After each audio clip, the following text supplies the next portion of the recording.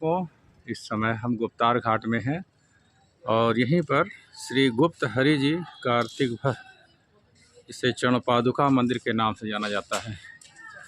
यही है वो मंदिर।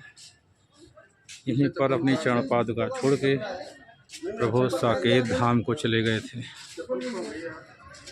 गुप्त हरि एवं चक्र हरि तीर्थ का महात्म्य और संकलित किया है डॉक्टर देशराज उपाध्याय।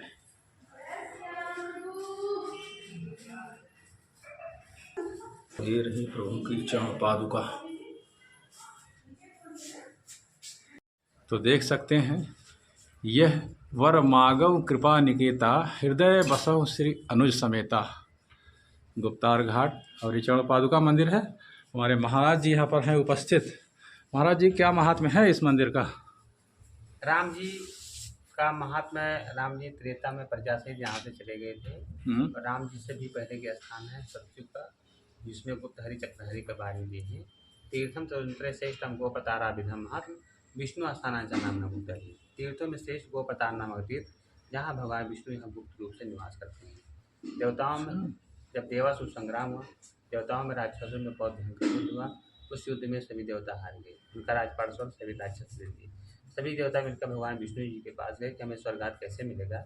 इसके लिए भगवान विष्णु कहा कि आप सब जो है बलहीन तेज ही, इसलिए स्वर्गात सब चला गया है। स्वर्गात प्राप्त करने के लिए बल की वृद्धि तेज की वृद्धि।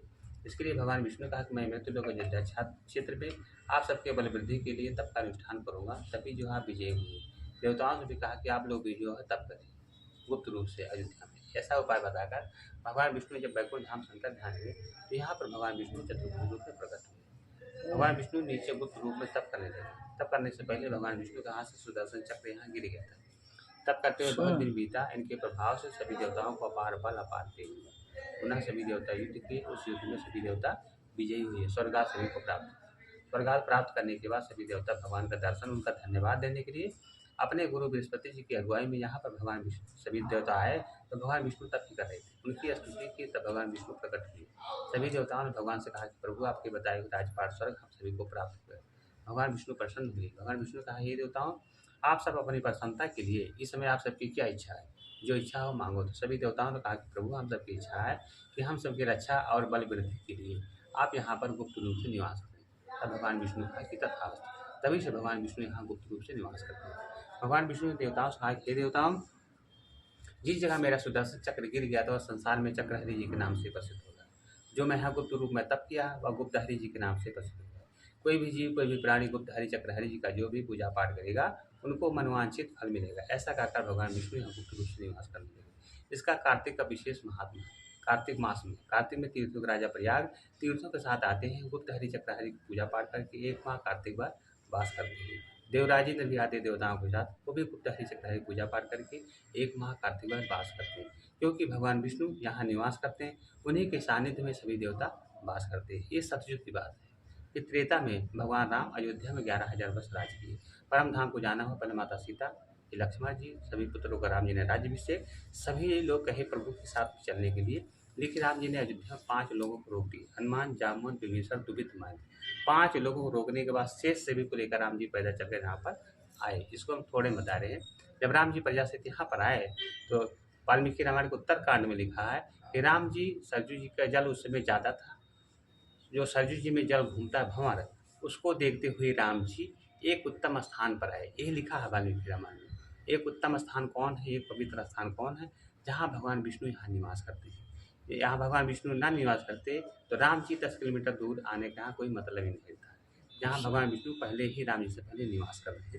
तो एक उत्तम स्थान वही जहाँ भगवान विष्णु निवास करते हैं। यहाँ पर प्रजा सहित राम जी आए, जो वाल्मीकि रामायण में लिखा है। तो सभी देवता ब्रह्मा जी के साथ करोड़ों विमान के साथ उपस्थित हो गए थे। सभी देवताओं में अपार प्रसन्नता, खुशी हुई कि प्रभु अपने धाम के लिए जा रहे हैं। जिस कार्य के लिए भगवान का अवतार हुआ था वह कार्य अब पूर्ण हो गया। अब अपने धाम सभी देवता भगवान को पुष्प की वर्षा किए, भगवान की स्तुति किए। सभी देवता और अप्सराएं मिलकर नृत्य गान किए, नाचे गाए, खुशी हमारे बहुत बड़ा उत्सव मनाए। फिर राम जी सरजू जल का स्पर्श किए। आकाश मंडल में ब्रह्मा जी ने कहा कि हे कपिल नंदन भगवान श्री राम, आपको अपने परम धाम आने का स्वागत है। आप चराचर के स्वामी हैं। आप जिस स्वरूप में आप जाना चाहें उस स्वरूप में आप प्रवेश करें। यदि आप अपने वैष्णव स्वरूप में जाना चाहते हैं तो आप अपने भाइयों के साथ वैष्णव स्वरूप में प्रवेश करें। राम जी भाइयों के साथ लिखा है, भरत शत्रुघ्न के साथ सशरीर लिखा है, विष्णु रूप में हो गए, शरीर का त्याग नहीं लिखा है। उसके बाद राम जी ब्रह्मा जी से बोले कि हे ब्रह्मदेव, ये सब जितने अयोध्यावासी आए सब मेरे भक्त हैं, अपना सुख संपदा त्याग कर स्नेहवश से मेरे पीछे पीछे चले आए, इनको लिए बिना हम यहाँ से नहीं जाएंगे, इनको कहीं आप रहने का स्थान दें।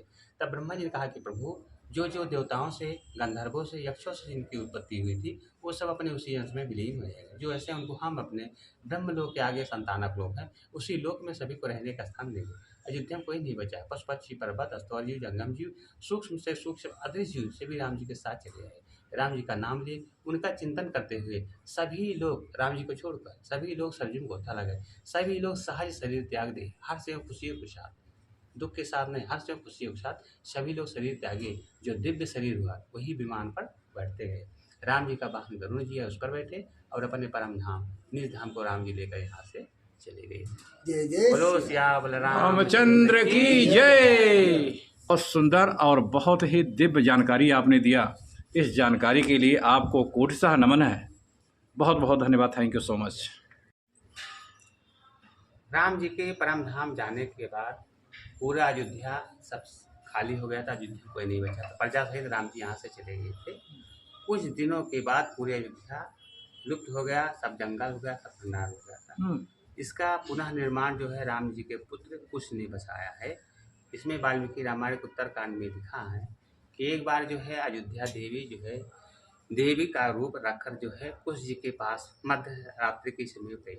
जब कुश जी जागे तो उन्होंने कहा कि आप कौन हैं? तो इस प्रकार हमारे पास अर्धरात्रि के समय स्त्री को आना ठीक नहीं है। तब उन्होंने कहा कि मैं अयोध्या देवी हूँ, मैं बहुत दुखी, मैं बहुत पीड़ित हूँ, मैं आपके पिता जो है पूरा अयोध्या वासियों के साथ सभी के साथ लेकर परम धाम को चले गए, इसलिए मैं बहुत पीड़ित, कोई अयोध्या में है ही नहीं, सब अयोध्या खाली हो गया, सब जंगल सब बिहड़ हो गया है। अब इसको जो है जितने जितने आपके पूर्वज थे वो तो अपने ही गए, लेकिन आपके पिता ने अपना ही भेज के पूरा अयोध्या वासियों को लेकर चले गए। हाँ, जितने जीव सब चले गए, इसलिए मैं बहुत पीड़ित हूँ। अब इसका जो है पुनर्निर्माण आप अपने द्वारा इसको फिर से बसाएं, फिर से हरा भरा इसको करें। तब कुश जी ने कहा ठीक है। कुश जी जो है कुशावती नगर अपना जो है त्याग कर वहाँ पर जो अपना परिवार के साथ, अपना सेनाओं के साथ वहाँ से आकर फिर अयोध्या में आए। अयोध्या को फिर पूरा जैसे था वैसे पुनः निर्माण किए। फिर उसको जो है निर्माण करने के बाद कुश जी यहीं ही रहने लगे अयोध्या में आकर। उसके बाद फिर अयोध्या लुप्त हो गया था। उसके बाद आज जो वर्तमान में अयोध्या देख रहे हैं ये राजा विक्रमादित्य के द्वारा बसाई अयोध्या है। बहुत सुंदर।